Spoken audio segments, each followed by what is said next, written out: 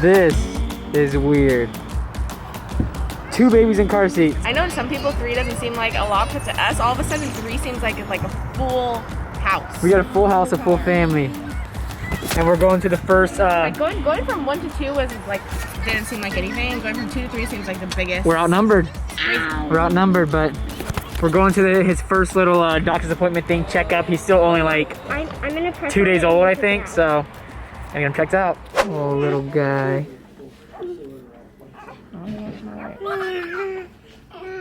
Okay, 6 pounds, 12.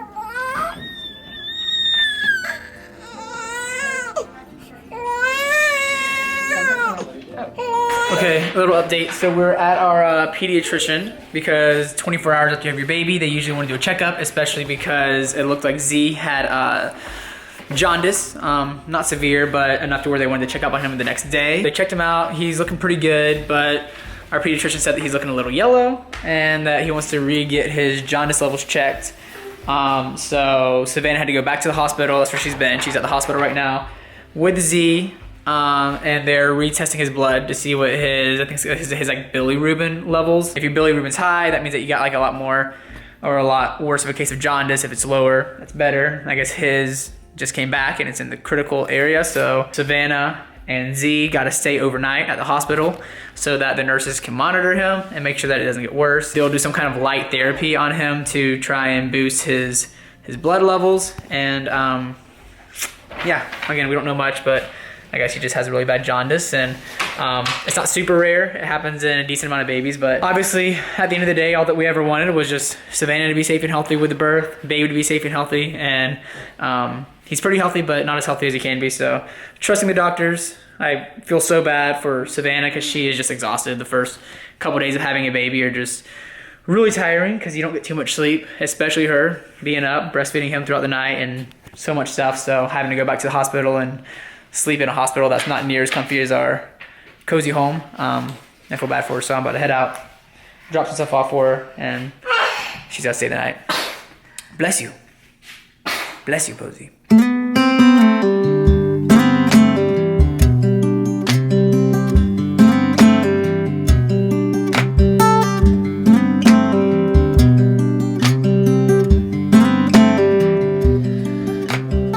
So, made it to the NICU with Savannah. You've been here for what? You've been here for like 5 hours already.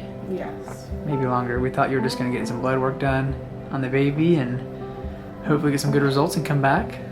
But the results didn't come back as good as we were hoping. And so now he's... So I spent the last 4 hours crying my eyes out. Savannah was crying a lot. Now I'm just happy that I could be here. She was crying obviously because it's sad news, but also because she wasn't sure. Oftentimes in NICU and in this situation, they make the moms go home. So that's what I was told at first, was that I was gonna have to go home, so I was just a mess. But Savannah gets to stay the night. Get to stay here, I'm a little happier. So I brought her some lasagna and clothes and toothbrush and all that, but this I wasn't expecting this. I walked into this and it made me so sad. They got him under these lights that are supposed to bring down his bilirubin levels. They're obviously monitoring him and just want to see how he's doing the next couple of days. So this is where we'll be swapping off for the next few days. We got grandma at home with the kids right now, but definitely not ideal whenever you have a new baby. But as long as we can get little baby healthy, that's all that matters.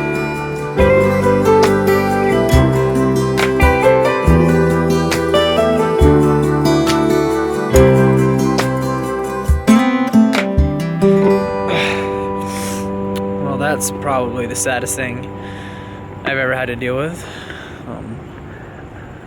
Was there for a few hours, and I think on top of it we're just both exhausted and just want to be home with our whole family. Just want to be at home with our new baby. I mean, it's been I think 2 full days. I'm really losing track of time, but we had a good first day, and obviously we know that it could be a lot worse, and we don't want to look at the bad side and stay positive and count our blessings and stuff. But yeah, I just feel so bad for Savannah. She's just I've only seen Savannah cry probably a handful of times maybe 10 times total in our whole marriage. She was just a wreck today. Every time I called her on the phone, and I think it was just unexpected, and she still has so much pregnancy hormones. But I think it was more so that she didn't want to leave her new baby, who obviously isn't doing too well, at the hospital by himself, because with everything going on with COVID and so much other things, a lot of parents in different hospitals and situations and things aren't able to stay with the NICU baby. They gotta leave the baby overnight, and that's just not Savannah. She was telling me that she was gonna sleep in the car right outside the hospital and just be on call and be ready. She's just the best mom in the world, and so I've just been praying all day. I don't even know what to say. We don't know. This is obviously just all in God's hands, and we're hoping and praying for the best. There's so much blood work that is coming in tomorrow, so we're just hoping and praying for the best. It might not even be the jaundice that is really getting to him. It could be some kind of infection. So we're really just hoping for the best, that those bilirubin numbers are high, which lets us know that he's battling something, and we assume it's jaundice. They assume it's jaundice, but until the blood work gets back, it could be some kind of infection. So we initially thought it was going to be an overnight thing, maybe a 24-hour thing, but it's sounding more like it's going to be a 2, 3, 4-day thing at best, if he gets under control. If not, it could be longer. But honestly, at the end of the day, we just want a healthy baby. However that needs to be. So just be in prayer. We just trust God in times like this. It's uncertain and it's scary and it sucks, and we know that we aren't the only parents dealing with this, and it could be so much worse. So I'm just praying for my wife, praying for the sweet little baby Z, and my girls at home. We just want our family all to be together and be safe and healthy, and that's all that matters. Nothing else matters. But I don't know what else to say. We'll keep you guys updated as we find out stuff tomorrow. So I'm gonna get some rest. It's late. It's leaving the hospital again at 10:42. So gotta get some rest. Alright, for day 2, we got some Chick-fil-A drop off. Savannah's been here a long time. Hi. Guys, I feel so bad for Savannah. I feel so bad for our baby, but I dropped her off Starbucks this morning, and I didn't vlog or bring the camera. But she had been crying all morning long, and I showed up, and she just stopped crying. Anytime I say the word, anytime I even bring up crying, she starts crying.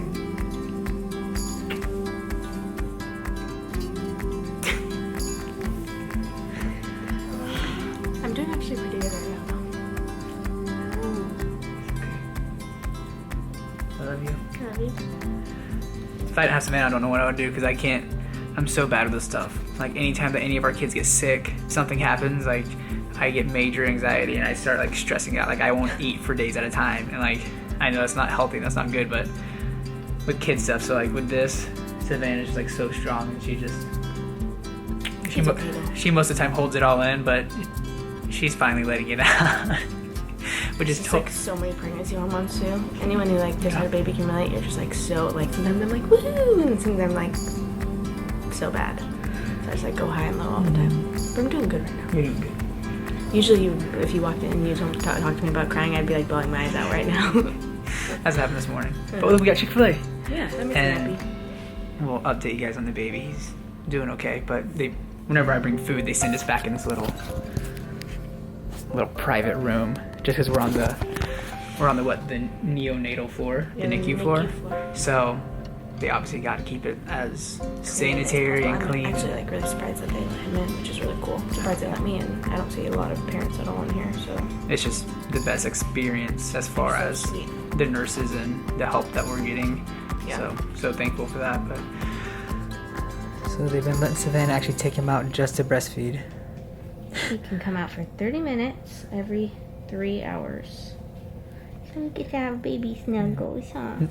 The most important things for him right now is that he eats good, Yeah. that he poops good, and that he gets lots of time under the incubator lights. And he's doing all of those. So the blood work also came back. I said he had no other infections of any kind. So fortunately, it's just the jaundice, which is what we were hoping for. So we'll get some jaundice numbers back later in today, and hopefully they're better. He's so cute. That's so fake. Look at that little guy. He's so cute. Oh. Oh, he's so cute. He's like, Mom, stop it. So I just relieved Savannah, letting her go home, see the kids, because she hasn't seen them in almost 2 days now. So she's going home and gonna be with Everly and Posey and shower. And that's what time it is. It's like 2 o'clock, so she'll be able to hang out there until nighttime, because he's definitely got to stay at least another 24, potentially 48 hours. It all depends on what his numbers come back with. So I'll be here with the baby for a little bit. And so sad. I hate seeing him in this thing, but it's for the good. They added another light so it looks brighter. They added that big boy up there to boost his levels and get him better.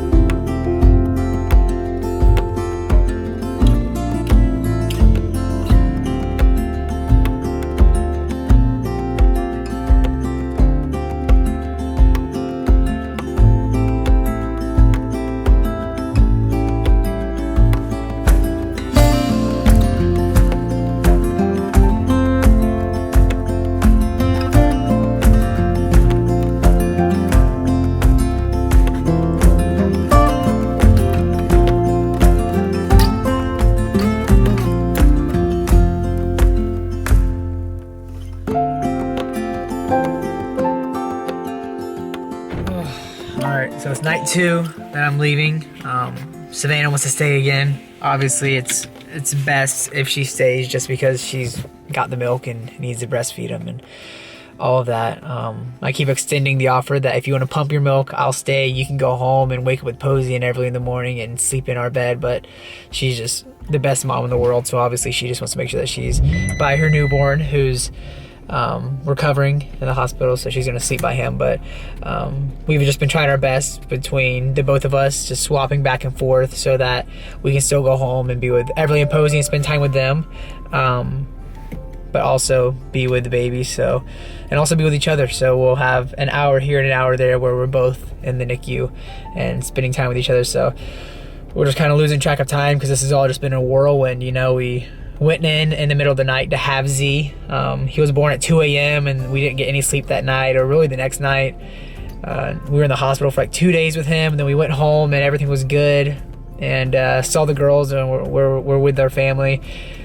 Slept that night. The next day had the pediatrician thing, and then he told us to go to the hospital to get blood work done, and honestly did not expect at all to have to stay at the hospital. So that's whenever stayed there last night. Tonight is happening, and will most likely be another night or two, unless if his test results come back even better, which we're just praying and trusting God for. But at the end of the day, no matter how long it takes, we just want healthy baby. It's really wearing on Savannah. I think she's just exhausted for every right reason. I mean, that along with just the hormones that come after having a baby.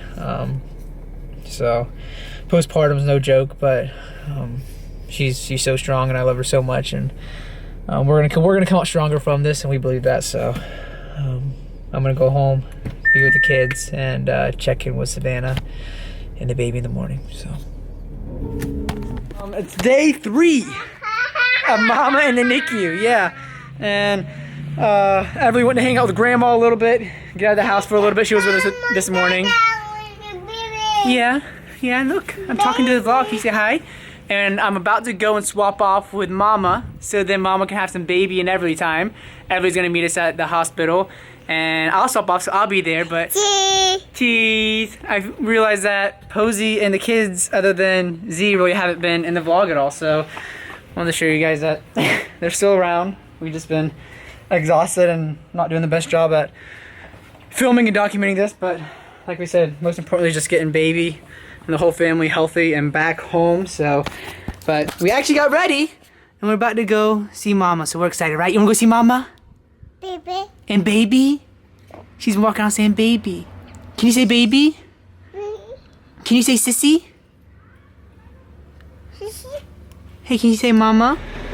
Mama. So it's day 3 and I just pulled up to the hospital and me and Savannah are about to swap off. So she's super excited just to get out of there for a little bit.